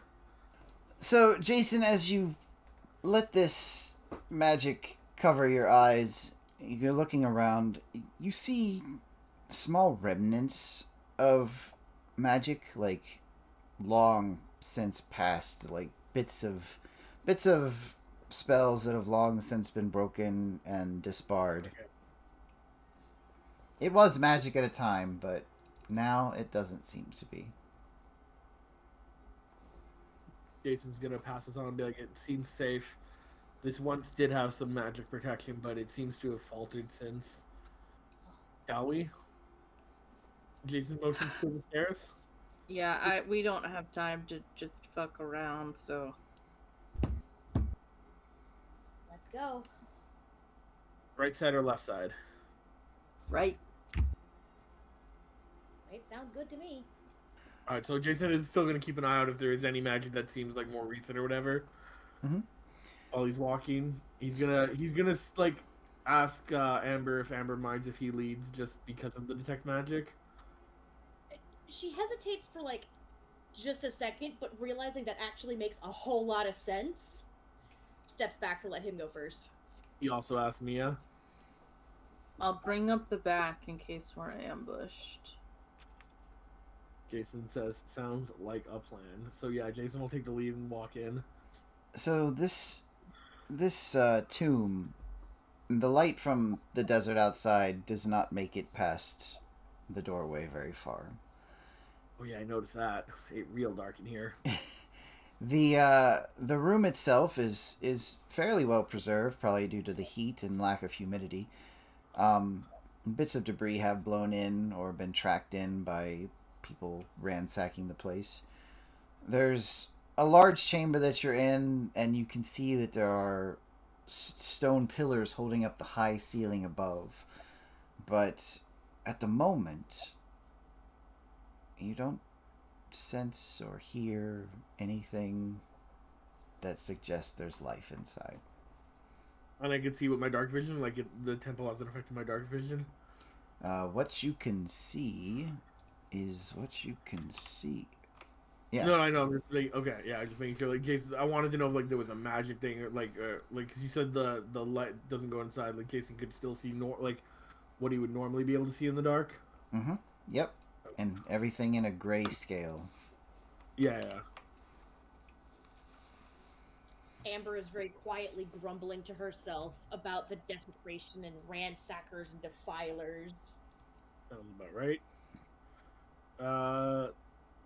You Jacen points out a door over here. Yeah, and you do see a bit of magic keeping that door at the moment. Closed. Yeah. Alright, so Jason's gonna explore the rest before he goes near the magical friggin' door. Don't need to start off by doing that and pissing off everything inside here or whatever. You guys still right behind me, Jason asks?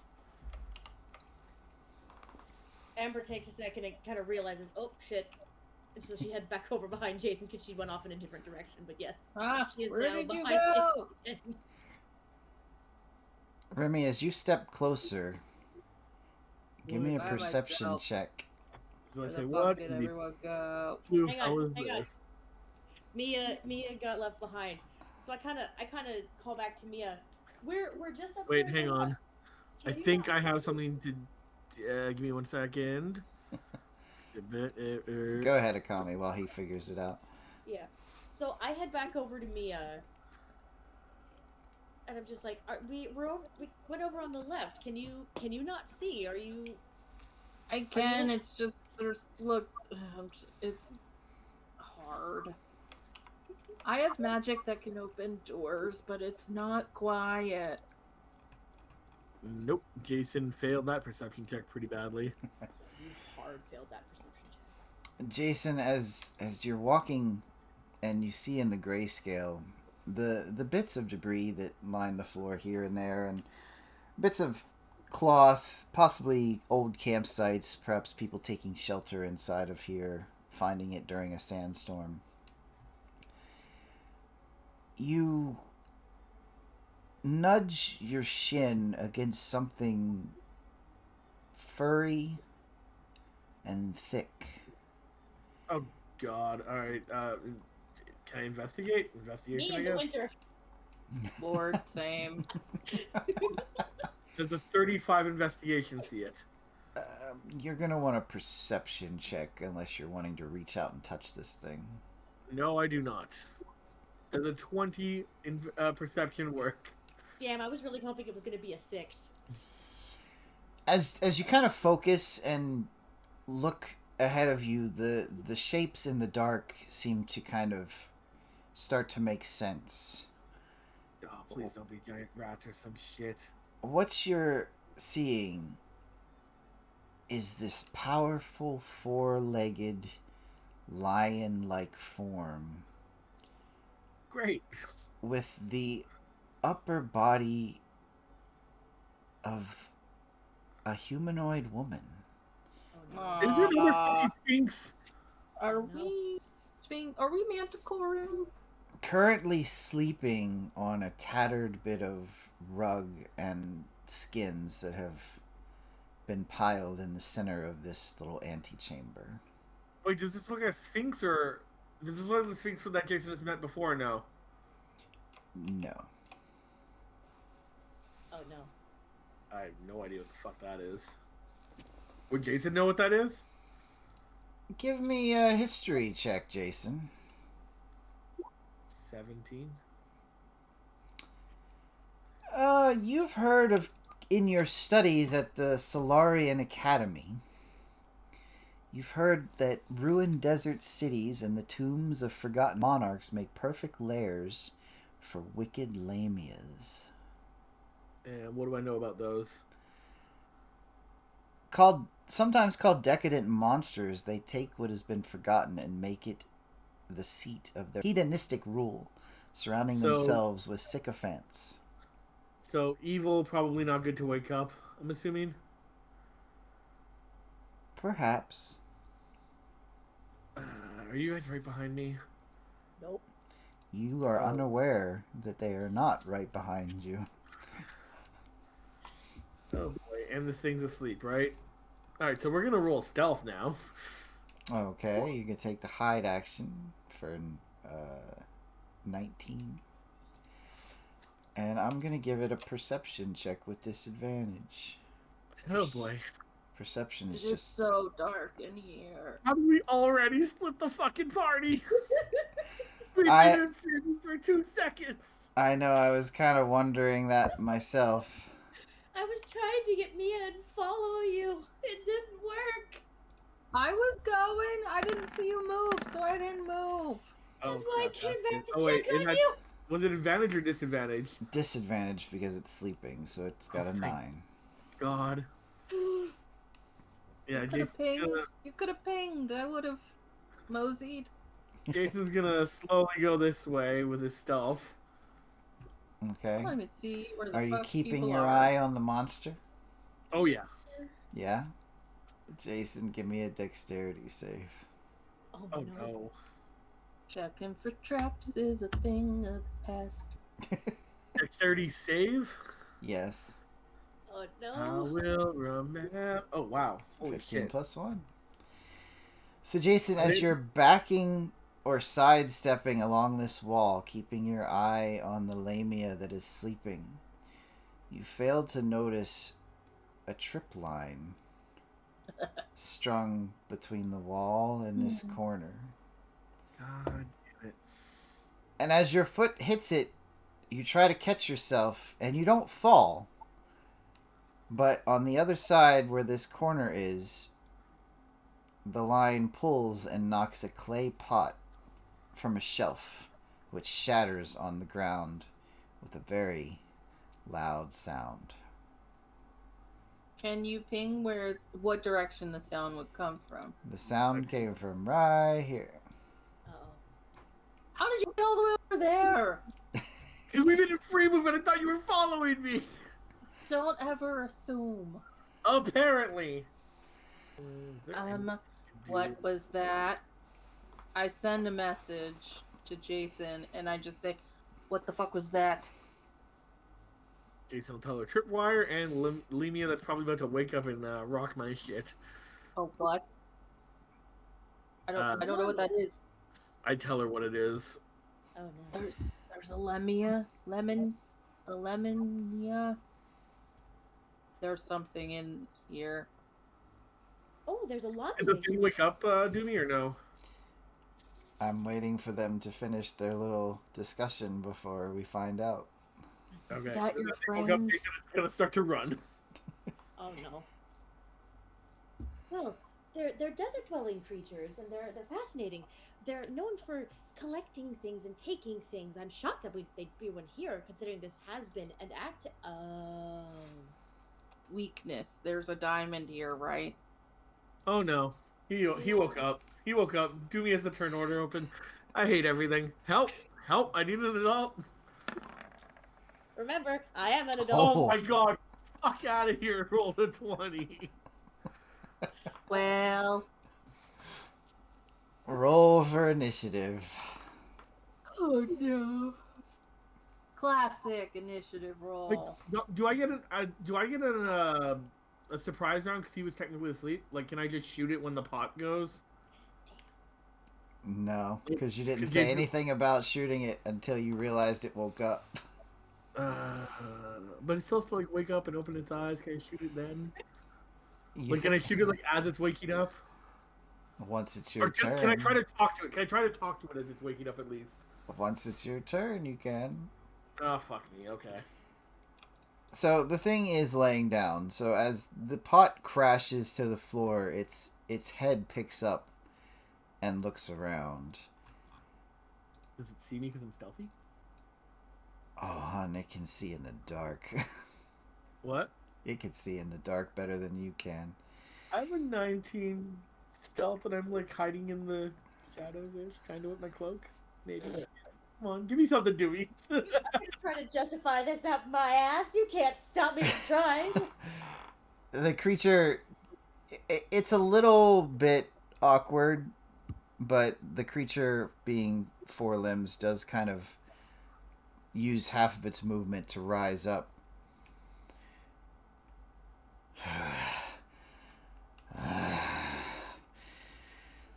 Stealing my trinkets. We'll see about that. And it bounds in Remy's direction. Uh-oh. Hello there. Angel from my nightmare. Now it can make 2 attacks per turn. And since it's bounding, one is going to be a claw at Remy. Wait, hold up. This. Oh, wait, no, that's an action. Never mind. Yeah, Yep. do your claw. Bullshit. Yeah, I take 20. Yeah, I got nothing for that. Damage? 7 slashing. Nothing. Weak, lame. Oh, But- Hellish Rebuke in the face. Okay, go for it. Dexterity save of 16. 2. For 9 fire damage. I did more to him. Fuck his couch. But Remy, after the claw attack, it reaches out with its hand. Oh no. Oh no. And misses. Nope, not even a little bit. Jacen's turn. Well, now We now- all rolled dog shit for initiative. Well, Yeah. what sucks? What sucks is I rolled a Um, 19 for my initiative first, but I didn't have my token selected. Wow, noob. I don't want to use my big spells on this stupid thing. Your team will remember that comment. I love you, Mom. Yeah, let's do this one. A 23 firebolt. That's definitely a hit. And as a bonus action, Jacen is going to disengage as a regular action, right? Yeah. Yeah. You can still try to run, though, if you want. Okay. Yeah, Jason's gonna stand there and taunt it, making it so hopefully it doesn't realize that there's anyone else here. As a bonus action, Jacen is going to flip it off and tell it to suck his right one. Do range, But not the left one. Jacen says that he does not deserve the left one. do ranged spell attacks have disadvantage on creatures within 5 feet? I don't know. I mean, I don't see how it could, because he's right in front of me. Like, how would I miss? Like, I just, like, put my finger out there and be like, boo. Unless it just, like, drops and hits my foot. Oh, you do have disadvantage on the roll when you are within 5 feet of a hostile creature. So just roll the attack one more time for me, just to make sure. I'm sure it'll be higher. Yeah, we're fine. 23 damage. Let's go! You're still getting the first damage. Well, I think we could at least give me the half, the in-between. 18 I think no. 17 damage. 13 So- damage. Give me one extra point. 13 damage. So, Jacen, as this creature leaps out of the gray darkness and slashes at you, you immediately sling your hand back and Hellish Rebuke. They reach out for you after the Hellish Rebuke, but you raise your hand and cast a firebolt, hitting them right in the chest, setting a bit of their fur and clothing on fire as they now begin to give off some light. Jacen also bows and thanks him for the light. Amber, you're up. Would I have heard Jacen yelling at the Lamia to suck his Oh yeah, right one? Jacen was very loud. Like, Jacen was yelling it at the top of his lungs so you guys knew where he was. Oh yeah, there's wonderful Very good. acoustics in here. Very good, very good. Okay, I'm gonna That sounds about right. Mia's like, that's my husband. 30. This is the one I picked, that's for darn sure. Alright, I'm gonna run over here. I was cursed. Yeah, then I'll go here, I am also going to cast Firebolt at it. Okay. People. Would I be able to see, like, I'm assuming not be any of, like, the singeing on it or smell the burnt fur? That probably hasn't made it to you yet, but... Okay. I didn't think so, but I wasn't sure. I will go ahead and cast Firebolt. 23. Definitely hits for 22. Very good. Amber's Firebolt. Are we doing what we thought about? Can I add one little flair to it? Sure. Can I yell out, Jacen, duck! Yeah. And then cast it out of my mouth? Oh, Lord. A red half-dragon casting Firebolt from her mouth. Makes sense to me. Firebolt launches through the air, lighting up the way as it goes, and strikes the creature in the chest once again, causing it to take a step back. Like last second.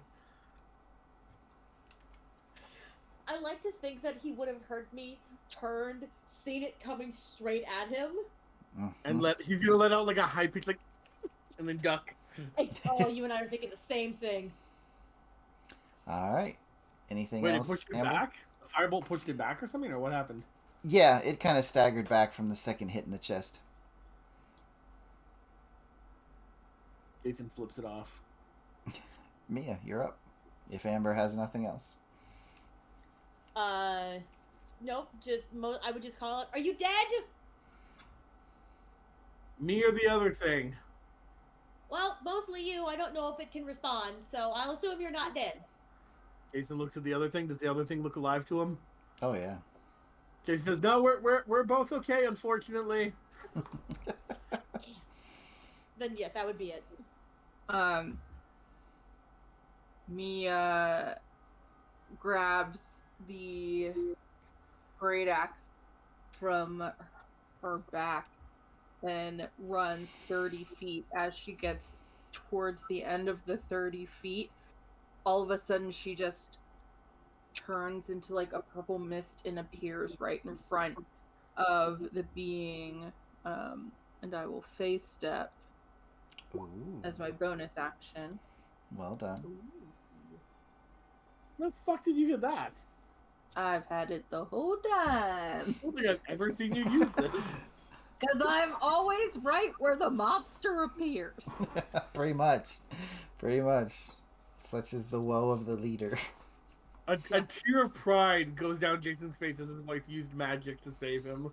As I materialize back into, I'm going to swing down the axe Okay.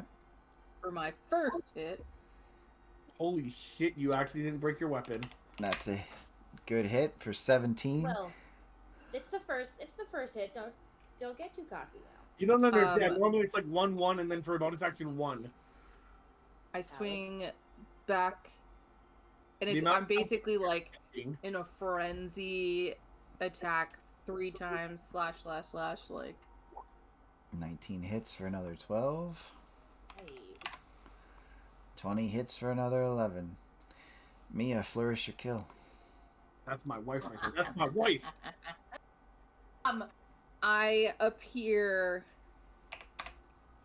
and the first swing across the chest comes back, arches over my head for one straight down the middle, and then I cut right back up and through the skull.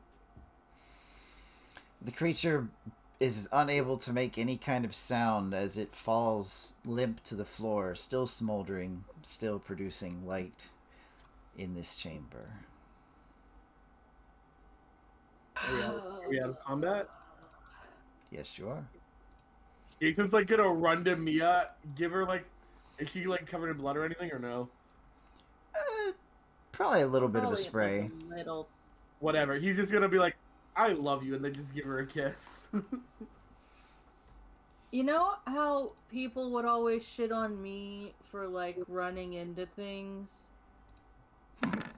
Jason's like, I have no idea what you're talking about, and then Jason goes to like check the thing's tent to see if there's any treasure.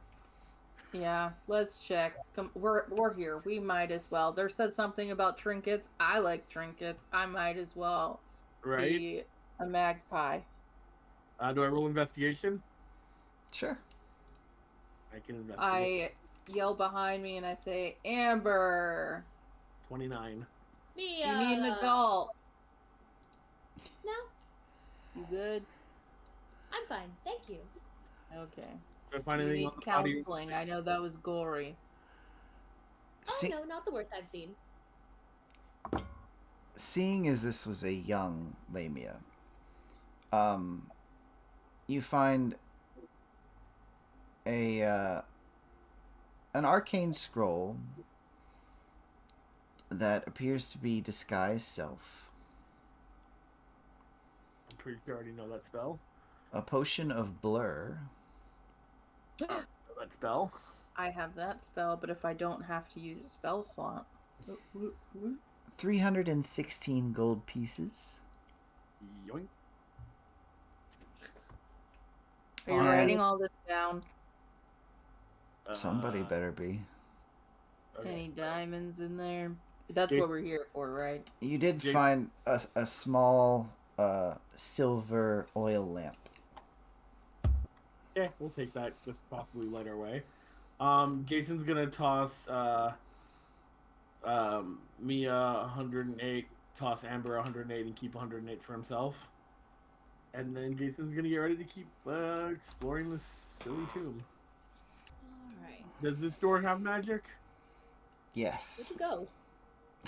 Can Oh I my tell? god, are you gone again? I'm right here. We blink and he disappears. Can I tell what kind of magic? It's a ward of sorts. I can cast knock and it just opens. Yeah. Yeah. I mean, you'll hear it from 300 feet away. But... We can see. We can Actually, see. you know what? No, I'm fine with it. All my level 3 ones are all my level 3 spells are utility, so I don't care. Yeah, I'll dispel magic. We could see if there's a key. Regardless, it's still warded with magic anyway, even if there is a key. Well, a magical key. We I don't know look what's for actually. a key. You look for a key. Looking for a key. In this tomb, you found four doors. Are we 4 doors down? Maybe. I mean, if one of us if we break one, then we're 3 doors down. These two down here These puns are my kryptonite. appear to be solid stone slab doors that come down from the ceiling. Okay.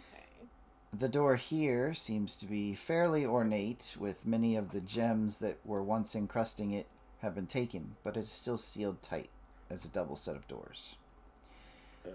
And a bit more looking, this door over here is actually wooden and seems to have just a plain lock. Shall we start with the wooden one? Slam. Seems- Yeah, I can just slam my axe down on the lock. All right, let's go to the wooden door. Or we can test the handle. Do I see any magic on that door? You do not. Slam my axe down on the lock. Jason's just gonna try to open it first. Yeah, because before Mia does that, I think Jason or I is going to try the handle first. Dexterity. Once Mia goes, Mia goes. Doesn't matter. It's locked. Smash it, honey. Wait, fine, smash. It's locked. It's still. There could be a key. There could be a chest somewhere. We could investigate under the skins of I Lamia. Crash. Or we can smash the door with a hammer. That works too. As Suppose. Mia What's the smashes into the door, it's dry, it's wooden, and the lock was locked, but it wasn't latched. So the door pretty much shatters open. And it's empty in here. You find a small chamber with a grate in the floor and a lever on the wall. Seems pretty great. Ooh, I don't know about the levers, bro. If you look through the grate, did someone lose a key in there? Give me a perception check. I'm not the one. Jason will also do a perception check. As will Amber. That is the wrong button. That was 21. almost. So we're going to like cut to a camera angle looking up through the grate as 3 people stare down. Yep. It's dark down there. You can't see the bottom, but you don't see any key. Damn. We can't see the bottom. Can anyone make light? Like, Jacen, can you throw light down there? That is, I'm pretty sure I took that spell finally. We're very proud. Like, put it on a rock and send it down? Yeah. Put it on a rock and like yeet it down there. You watch the little rock fall through the grate and go down, and you see these smooth walls of laid stone down, down, down. And then the rock lands in a bed of sand. There's a moment, and you hear a mechanical clunk as about 20 sharpened spikes rise up from this bed of sand rather violently. Nope. That's Jason probably what the lever does, so let's not pull that. Jason walks out of that room. Yeah. Next door. Hang on. So, is this the lever? One of them? The lever's on the wall right here. Sorry. Where was the next door you said? Oh, I'm debating if Amber would pull the lever or not. Give me a second. You I'm gonna pausing. I'm gonna look over my shoulder. I'm gonna see if either one of them are still in the room. I'm looking at you. Yeah, Jason's looking at you, waiting for you to come out. And I'm going to turn and I'm going to come out of the room. What were you planning on? Because you looked hella guilty when you just peeked over here. I was just looking. Uh. I had to do thorough, proper investigations after all. Insight. No. Jesus. I didn't lie. I was doing thorough, proper investigation, part of which potentially included pulling the lever. I whop you on the back of the head. What was that for? I'm going to really, really subject you to the longest mom speech when we get out of here. Get your ass moving. Jason shrugs and says, "Come on, guys," and starts walking towards the other door. This door you said had magic, right, Dumey? These both have magic, but they're also flat stone slabs that seem to fall from the ceiling. What if we Can- Wait, so they can't. You don't. Wait, can like Jason see like a way to open them or no? You haven't tried. Can I try to lift it? Sure, with a strength check. Jason's gonna help them regret this Athletics. probably. Athletic. With advantage if Jason is trying to help you. Yeah. So do I roll it or she just rolls it? They just roll it with advantage. She I just say, rolls it. hold please. And I slam together the dragon scaled gauntlet. Gives me a +4 to my strength. Ah, yes. pulling a Wonder Woman? Ooh, ah. Gives me excuse to use them. Athletics. Yes. Oh, it's not. With advantage, Mia. Come on. Don't let us down. Got this. 17 You plus said- 2 is 19. 19. Mia, beating the dragon scale gauntlets together, you feel your muscles kind of flex and tense.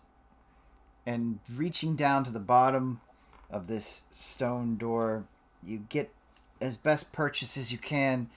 You brace, and Jacen kind of mimicking your movement. You pull with everything you got. Oh, it didn't budge at all. I'm gonna meander over to them and just go, okay, what if we try the lever? The one that probably puts the... Or we could try that other door, and I'll just try to dispel the magic on it. You can try the lever. I'm not going near the room. I'll wait here. Guys, come with me first. Let's see the other door first, okay? I beg you, don't split the party again. Last time that happened, I was left with Lamia. Come here, guys. Alright, so Jason's going to dispel magic on the door. As Amber quietly walks back towards the left. No. That's coming, don't worry. I want to see if he can actually do it. Jacen, as you dispel magic upon this door, and yes, you see the magic effect fade from your sight, as you can no longer see a magical effect on these double doors. Next, you will investigate the door for traps before he tries to open it. Okay. 21. Wow, I rolled a fucking 6. You see no traps, however, with that investigation roll, it is mechanically locked. Don't you have thieves' tools? Yeah, I do. Didn't I try to pick the lock? 14 plus 1 equals 15. Jacen, you kneel down at the door and you begin to fiddle with the lock. And you don't see a place for a key. You don't see a place for something to go into the door at all. You try to feel around at the seam of the double doors, at the top, the bottom. You can't find a place to get your tools in. That is quite the conundrum, that you can't find the hole. Okay. Okay. All right. So, Jacen says, I have a potential way to get through this door. Yeah, you let me cast a spell for once. I mean, you can cast your spell first. If yours doesn't work, I have another idea. It's an idea, and we could, yeah. So, yeah, try your spell first. What do you mean if it doesn't work? If your spell doesn't work, I have another idea. Cover your ears. So yes, there is a loud knocking sound, and the sound of